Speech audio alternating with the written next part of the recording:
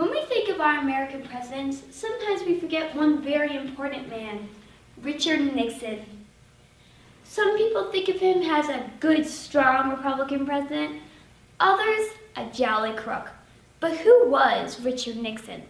Let's take a look.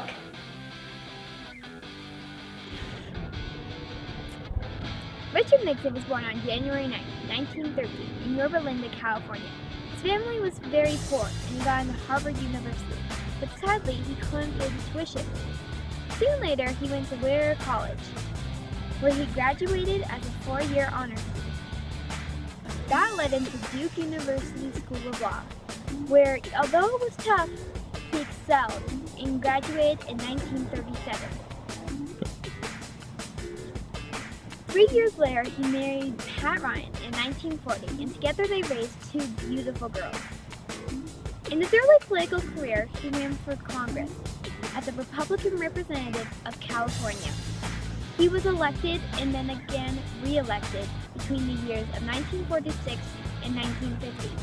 Soon after, in 1950, he won himself a chair at the U.S. Senate. Richard Nixon was Dwight D. Eisenhower's vice president in both of his terms from 1953 to 1961. After Eisenhower, Richard Nixon ran against John F. Kennedy in the 1960 campaign. He lost, but in the beginning he was running strong until they started to do televised debates. In those debates, people started to see the physical attractiveness difference between John F. Kennedy and Richard Nixon. Also, in the first debate, Nixon took a blow from Kennedy that it was impossible to recover from. In 1962, he also ran a failed campaign for governor of California. In 1968, he made a comeback and ran against Hubert Humphrey in the presidential campaign. He launched his campaign in Chicago with the ideal of law and order.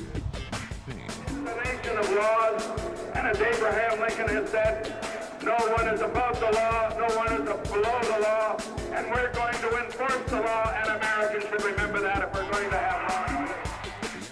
Nixon pulled ahead in this race for 3 reasons. The first was that Hubert Humphrey was Johnson's vice president and couldn't distance himself from Johnson's views on the Vietnam War. The second was that Robert F. Kennedy and Martin Luther King had been assassinated, and that made law and order sound like exactly what Americans needed. But the main reason that he won is because he promised to bring. Then I say the time has come for the American people to turn to new leadership, not tied to the policies and mistakes of the past. I pledge to you, we shall have an honorable end to the war in Vietnam. And that's why Richard Nixon won the 1968 election. Richard Nixon was a big anti-communist and the first to realize that China was getting more and more powerful. So in February 1972, Nixon became the first U.S. president to take a trip to China. Good evening. The 37th President of the United States, Richard M. Nixon, is in China, the first American chief executive ever to visit the world's most populous country.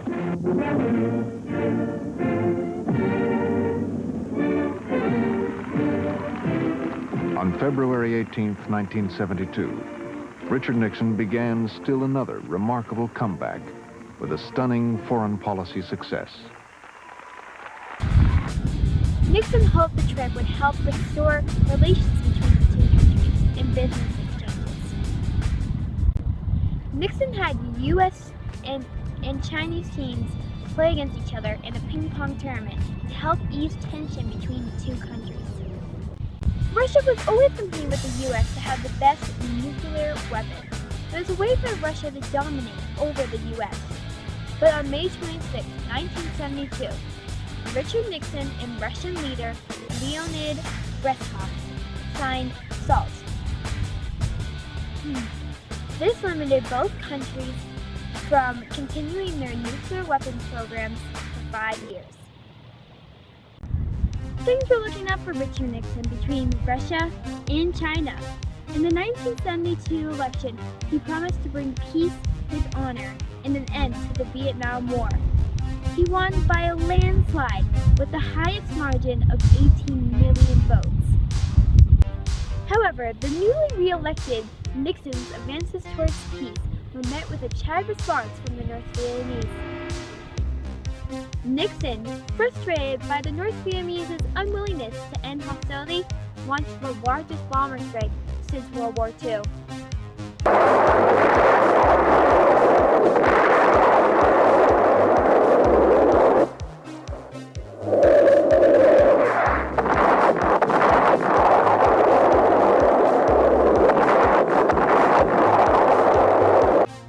The max effort bombing campaign set the communists running to the negotiating table.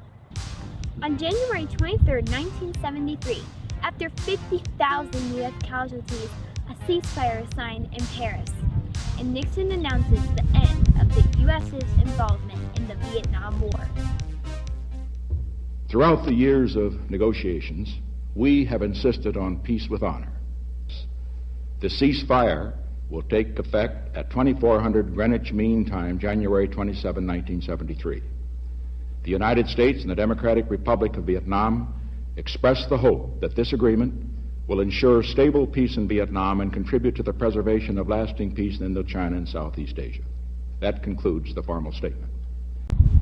On January 27th, the ceasefire began, and North Vietnam announced that all POWs would be released, including future Senator John McCain. Things were looking up for Richard Nixon, with his victories in Vietnam, Russia, and China. But then came Watergate. During the campaign of 1972, 5 men were caught breaking into the Democratic Party headquarters in the Watergate office complex. They worked for Nixon, and they were looking for inside information on the Democrats that would help Nixon win the election. This was considered unpresidential, but that was only the tip of the iceberg.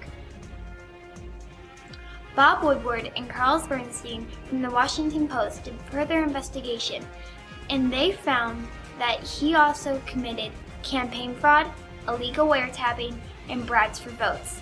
The U.S. Senate did further investigation, and they proved that these accusations were very true. Nixon defended himself. Well, I'm not a crook. I've earned everything I've got.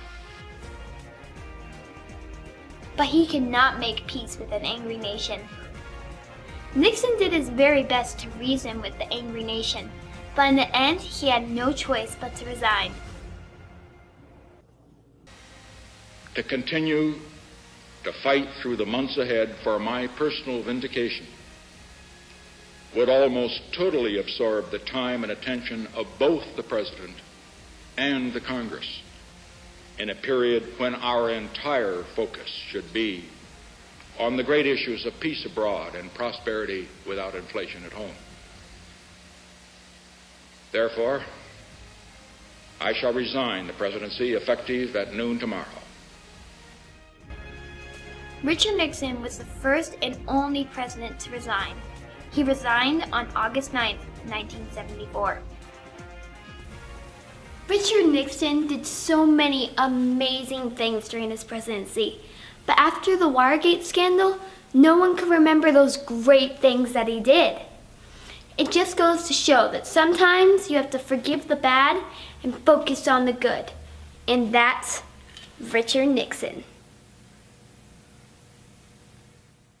My goal at this late stage in my life is to be remembered as one who made a difference, particularly in the areas in which I've been primarily interested, the areas of foreign policy, peace, freedom, free markets, democracy around the world. Made a difference in moving the world a bit, and the United States, of course, in that direction.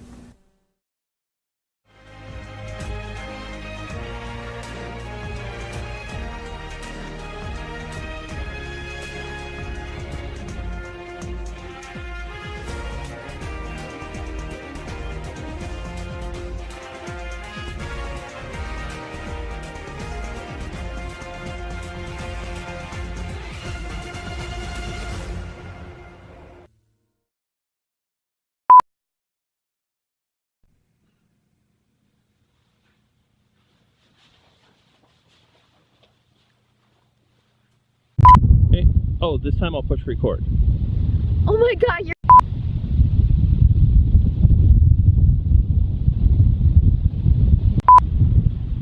However, the newly erected...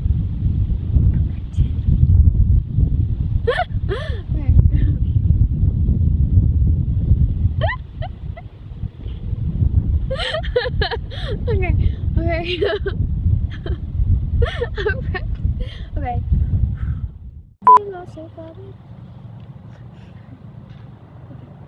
1968. The second was that... Could I, like, start over? Because it's going to be too choppy.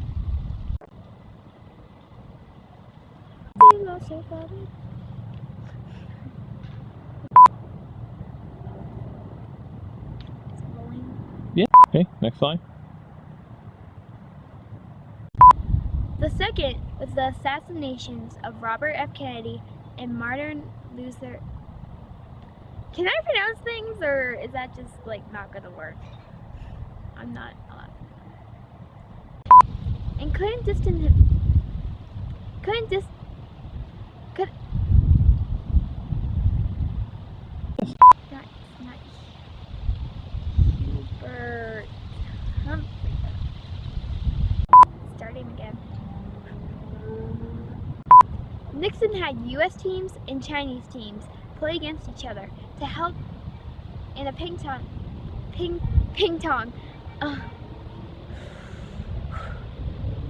Sign SALT. This prohibited both. All of it? Yep.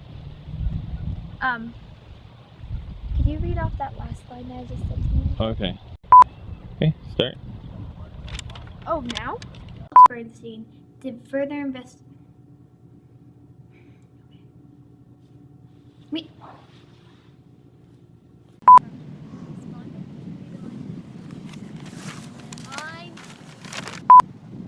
Perfect.